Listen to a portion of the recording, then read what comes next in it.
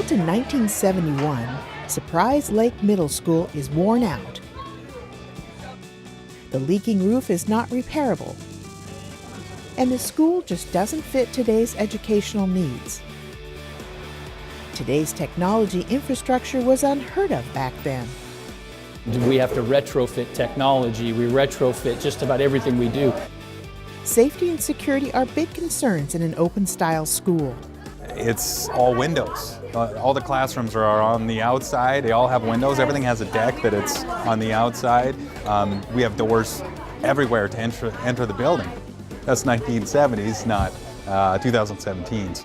The Fife School Board is proposing to replace Surprise Lake Middle School with a new modern school equipped to teach 21st century skills. The bond would also fund improvements in safety and security across the district with door locking systems and cameras. Please vote by February 13th.